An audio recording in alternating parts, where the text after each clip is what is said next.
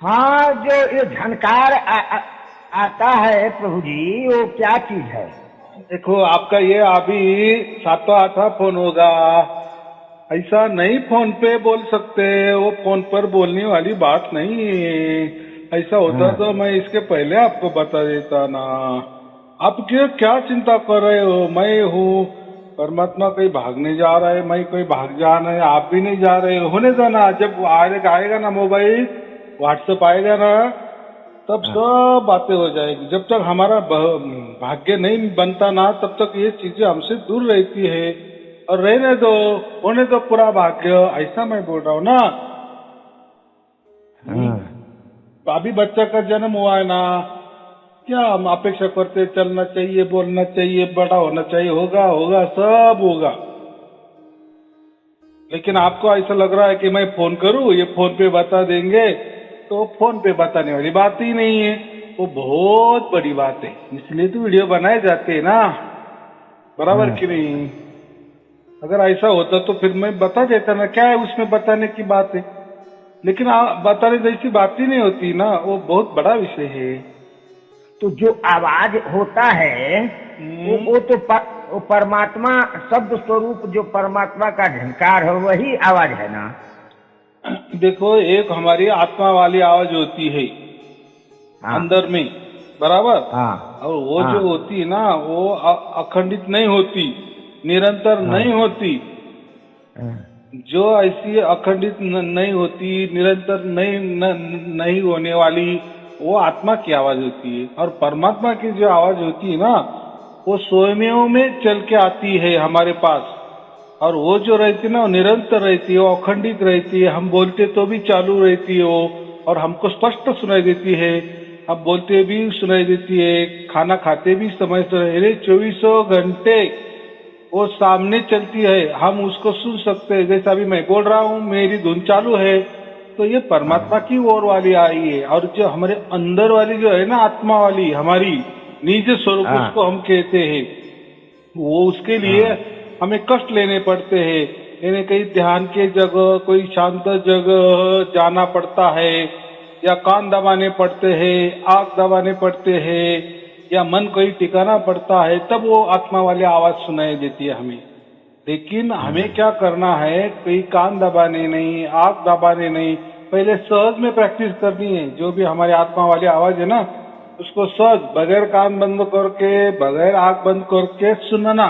फिर सुनते सुनते सुनते वो जो बड़ी धुन है परमात्मा वाली, फिर वो स्वयं हाँ। में हमको उठा लेती है, कैच कर लेती है, उसकी गोद में बिठा दे। इसलिए मैं कहता हूँ ना, परमात्मा उसकी गोद में उठा लेता है। बस फिर उठा हाँ। लेने के बाद जो ये जो धुन हमारी आत्मा वाली खंडित वाली थी, हाँ। अंतर हाँ। वाली थी, वही निरंतर बन जाती है, वही अखंडित बन जाती है। बस हो गए सार शब्द प्राप्ति। क्या है उसमें? हाँ। लेकिन ये तो हाँ। मैं बोला 2 मिनट, आपने भी हाँ। सुन लिए। लेकिन जब जी। हम करने जाते हैं ना, तो थोड़ा सा दिक्कतें आती है। तो क्या क्या जी। दिक्कतें आती है? फिर लोगों ने कैसा कैसा किया, फिर किसने कैसा किया, तो किसको कैसा प्राप्त हुआ, फिर मैंने उसके ऊपर जवाब दिया है। तो मैंने ऐसे हजारों प्रकार के जवाब दिए, उसके ऊपर हजारों प्रकार के तरीके बताए हैं, और फिर लोगों को प्राप्त हो जाता है। ऐसे लाखों लाखों लोगों को प्राप्त हुआ। तो लेकिन उसके लिए वीडियो सुनने पड़ते हैं। वीडियो से क्या होता है? हमारा थोड़ा विश्वास भी आ जाता है। समझो, आपको प्राप्त हो गया आपके भाग्य से सार शब्द वाली धुन, और कल किसी ने बता दी कि अरे ये सार शब्द वाली धुन नहीं, ये कोई भूत की आवाज है, आप पागल बन जाओगे। आए क्या संशय मन में? यानी जैसे हम नया गाड़ी खरीदी कर लेते हैं, तो वो नया 4 व्हीलर हमको चलाने का भी ज्ञान चाहिए, उसके लिए लाइसेंस भी चाहिए। क्या पैसा है तो इसलिए ले ली, गाड़ी खड़ी कर ली, क्या फायदा? कौन चलाएगा उसको? तो ये ऐसा होता है। तो सार शब्द क्या है, और उसकी सब पूरी मालूमात चाहिए। अच्छा, सार शब्द कैसा प्राप्त होता है, उसकी पूरी मालूमात चाहिए। यही ऐसा ही क्यों सार शब्द, इसकी भी मालूमात चाहिए। ऐसा किसने बताया है, इसकी भी मालूमात चाहिए। ये किसी किसी को प्राप्त हुआ, उसकी भी मालूमात चाहिए। और उससे क्या फायदा होता है, ये भी चाहिए। इसके कई धर्म ग्रंथ में दाखले है क्या, वो भी मालूमात चाहिए। तो ये 1000 प्रकार की बातें हैं और इसलिए वीडियो बनाए जाते हैं। वीडियो में पूरी की पूरी मालूमात रहती है, फिर हमारा विश्वास बैठता है। ऐसा है ना, आया समझ में? हाँ हाँ हाँ कोई घाई घाई मत करो, कोई तभी ये जुगाड़ लगाओ यूट्यूब में कैसा वो प्रवचन सुनना, बस हाँ काम हो जाएगा। दो एक महीने लग जाएंगे, लेकिन फिर सारस्वती की प्राप्ति होगी। ये मैं बोल रहा हूँ ना। आया क्या हाँ। समझ में? गाड़ी लेना हाँ, हाँ, बहुत सहज है। पैसा दे दिए, गाड़ी वाला आपके दरवाजे के सामने गाड़ी खड़ी कर देगा, लेकिन चलाना मालूम नहीं, कुछ नहीं मालूम, ठोक देंगे क्या नहीं, नुकसान तुम्हारी भी हो जाएगी, दूसरे की हो जाएगी। एक दिन का आनंद, दूसरे दिन फिर दुखी दुख। हाँ ये बात होती है, ये इतना सहज नहीं है ज्ञान। सार शब्द के लिए पहले के जमाने में कोटि कोटि बरस तपस्या कर तब सार शब्द प्राप्त होते। ये तो अभी परमात्मा ने सहज कर दिए। जैसा कोरोना आया, उसकी वैक्सीन भी निकली, उसके ऊपर दवा भी निकली। जैसा रावण आता है, अत्याचार करता है, तो राम भी पैदा होता है। हाँ तो ऐसा ही है, तो ऐसा सार शब्द निकला है ना।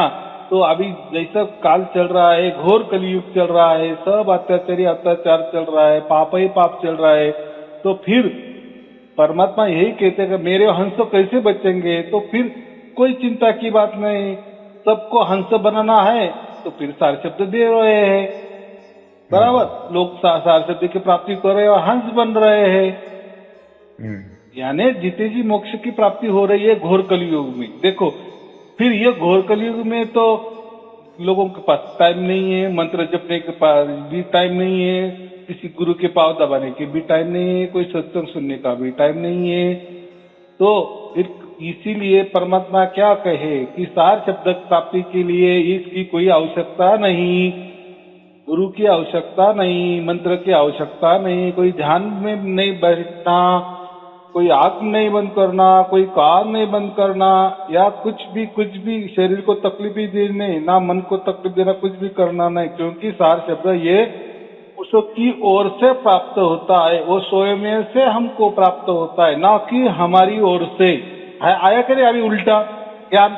हाँ। तो हमने ऐसा कभी सुना नहीं है, ऐसा कैसा होगा? कोई तो एक गुरु करना पड़ेगा, वो कोई मंत्र देगा, कोई ध्यान देगा, फिर गुरु के पांव दबाने पड़ेंगे, वगैरह वगैरह वगैरह, कोई बंधन में रहना पड़ेगा। लेकिन साथ शब्द ये बात है ऐसी है कि कोई गुरु नहीं देता। गुरु के पांव क्यों दबाते हैं हम? वो कुछ तो भी देता है ना हमको, बराबर। कि कोई मंत्र देता है, नाम देता है, जपने को बोलता है, बंधन क्यों लगवाता है? तो फिर वो जो मंत्र तंत्र देता है तो उसके कोई नियम हो गए, इसलिए वो नियम। लेकिन ये गुरु की बात ही नहीं है, ये प्रकृति वाला मामला ही नहीं, ये शरीर वाला मामला ही नहीं, ये काल के दायरे में आने वाला मामला ही नहीं, ये और ही बात है। वो उसकी ओर से हमें प्राप्त होता है, हमारी ओर से नहीं। तो ये झंझट है, इसलिए उसको सहज कहा है, सहज समाधि कहा है, सहज योग कहा है। क्यों सहज? प्रकृति में तो ये हवा भी सहज है ना। हाँ हाँ। लेकिन अभी भी देखो, कोरोना वाली हवा का आपने ले ली तो हो गया क्या कोरोना? तो प्रकृति में भी अभी कुछ सहज नहीं रहा, लेकिन परमात्मा सहज है। क्यों सहज है? तो उसकी ओर से हमें प्राप्त होता है, कोई झंझट ही नहीं, कोई झंझट नहीं। इसलिए चार शब्दों का महत्व है। और उल्टा ज्ञान है, वो उलट करना है ना। उलट यानी क्या? यही भेद है कि उसकी ओर से वो प्राप्त होता है, फिर वो कैसा प्राप्त होता है, कैसा करना है, तो ये बात होती है। इसीलिए फिर हमको पहले हमारी आत्मा की धुन सुननी पड़ती है। एक बार हमको हमारी आत्मा वाली धुन सुनाई देने लगी कि बस परमात्मा को समझ जाता है कि मेरा बच्चा रो रहा है या मुझसे पुकार रहा है, फिर वो हमें खींच लेता है। फिर खींच लेने के बाद वही धुन 24 घंटे शुरू हो जाती है, नई नई हम ही धुन बन जाते हैं। फिर हम कहते हैं हाँ, मुझे सार शब्द की प्राप्ति हुई। ऐसी आत्मा की आवाज तो, आत्मा तो आपके अंदर ही है, उसके आवाज आप तो सुन भी रहे, फिर इसके पहले क्यों नहीं हुआ ऐसा चमत्कार? आज ही क्यों हुआ? तो परमात्मा ने बताया ना कि मैं बिसा में आऊंगा सबको लेने, बराबर। आप तैयारी में रहो, बस आपकी आवाज से, आपकी जो अंदर वाली आत्मा वाली आवाज है, उसको सुनते रहो, लेकिन ऐसे सुनो कि उसके लिए कोई ध्यान मत करो, उसके लिए कोई कान मत दबाओ, उसके लिए कोई आंख मत दबाओ, कुछ करो नहीं, ऐसा ही सुनने का प्रयास करो, सहज में सुनने की कोशिश करो। करते करते करते थोड़े कभी आएगी कभी नहीं आएगी, कभी आएगी कभी नहीं आएगी, ऐसा करते करते परमात्मा को समझ में आएगा कि बच्चा मेरा पुकार रहा है, बस फिर उसकी काम होता है, बराबर खींच लेता है, हमको उसके गोद में बिठा देता है, यानी उसकी ओर से वो हम नीचे आता है। आया कि समझ में? हम नहीं जा सकते उसके यहाँ, क्योंकि हम बंधन में है, पंच महाभूतों के बंधन में है, काल के बंधन में है, प्रकृति के बंधन में है, मन के बंधन में है, शरीर के बंधन में है, शरीर के इंद्रियों के बंधन में है। इसीलिए अगर हम कोई घर में कैद है, बाहर से किसी ने लॉक कर दिए, कुलूप लगा दिए, ताला लगा दिए, तो बाहर का कोई आदमी आएगा ना हमें छुड़ाने, बाहर का ताला खोलेगा तभी वो अंदर आएगा, या हमको लेके जाएगा या हमको मोकड़ा करेगा। ऐसा ही जब तक ऊपर से परमात्मा स्वयं उसकी मर्जी से हमारे यहाँ नहीं आता, हमें नहीं खींच लेता, तब तक हम अटके ही रहते हैं। हम ये पिंजरे से बाहर नहीं निकल सकते, तो वही हमें खींचता है। उसकी तरकीब उसको मालूम, परमात्मा की लीला परमात्मा जाने। बराबर? तो अभी क्या आपको समझ में आया, क्या नहीं, क्या है मालूम? तो यही तरकीब बताइए प्रवचन में, यही भेद होता है। क्या भेद है कि परमात्मा हमसे प्राप्त नहीं होता, या कोई गुरु गद्दी से, गुरु परंपरा से, गुरु प्रणाली से, या कोई नाम जपने से, या कोई मंत्र से, या अजपा से, कोई ध्यान से, कोई आंख बंद करके, कोई कान बंद करके, कुछ भी ध्यान के तरीके, तौर तरीके ऐसे वैसे या भक्ति मार्ग से हमें परमात्मा प्राप्त नहीं होता। तो जब तक उसकी मर्जी से वो प्राप्त नहीं होता, तब तक हमें परमात्मा प्राप्त नहीं होता, यानी परमात्मा प्राप्ति हमारे से नहीं होती, उसकी ओर से वो हमें प्राप्त होता है। ये इसको कहते भेद, यही कबीर साहब ने बताया। और देखो ना, फिर इस भेद से भी लाख लाख लोगों को प्राप्त हुआ ना, नहीं तो ये भेद ही मालूम नहीं था। लोग आत्मा की आवाज सुनते थे, बोले आत्मा की प्राप्ति करना है, नीच स्वरूप की प्राप्ति करना ही बस हो गया। अरे क्या, अरे वो तो आत्मा आपका ही है, आप ही उससे बोल रहे हो, सुन रहे हो, उसकी क्या प्राप्ति करना, वो नीच स्वरूप की प्राप्ति क्या करना, हमें परमात्मा की प्राप्ति करनी है। लेकिन क्या है, उनको ही परमात्मा प्राप्त नहीं हुआ, तो उनके गुरु ने जो भी सिखाया, उनके परंपरा से जो भी चलते आया वही आगे सिखाते हैं ना वो। बराबर कि नहीं? कि आत्मा की प्राप्ति करना ही महत्वपूर्ण है। आत्मा की प्राप्ति माने निज स्वरूप की प्राप्ति। हमारा निज स्वरूप क्या करना है, हमारा निज स्वरूप हमको इतना मालूम है कि हमारा निज स्वरूप असली में क्या है। हमारा बाप परमात्मा है, हम उस परमात्मा के अंश है, वही हमारा असली स्वरूप है। असली नहीं, यानी परमात्मा ही हमारा बाप है। देखो, बाप का बेटा है, बराबर, तो बेटा कोई बाप नहीं हो सकता ना, नहीं, कभी बेटा बाप नहीं में तो वैसा ही परमात्मा परमात्मा होता है, हम आत्मा तो आत्मा ही है ना। तो विलीन होना माने क्या है, जैसे हम रेलवे में बैठ गए, बराबर, और आप बोलेंगे कि एक काम करो, मैं बराबर रेलवे में वहां से बैठूंगा, 7 बजे अपने गांव के बाहर से आप रेलवे में मुझे देख लो, मैं ये सीट पे बैठा हूँ, ये डब्बे में बैठा हूँ। अगर सचमुच कोई बाहर से अगर आपकी राह देख रहा है, यहाँ आ गई रेलवे, बराबर, तो इतनी वो स्पीड उसका रहता है रेलवे का, तो आप जिस डब्बे में बैठे हो या जिस खिड़की के बाजू में बैठे हो, तो बाहर वाले को दिखेंगे क्या आप? नहीं दिखेगा ना, क्योंकि लंबे, इतना लंबे से, हाँ रेल दिखेगी ना, रेल आप नहीं दिखेंगे। तो इसका मतलब ऐसा होता है, जब हम परमात्मा से मिलते हैं ना, तो हम बोलते हैं हमारा परमात्मा से मिलन हो गया। लेकिन मिलन में का कोई ऐसा नहीं कि बूंद का सागर में डाल दिए तो हम सागर ही बन जाते, ऐसा नहीं होता। वो ऐसा बोलने का तरीका है, ये प्राकृतिक तरीका है।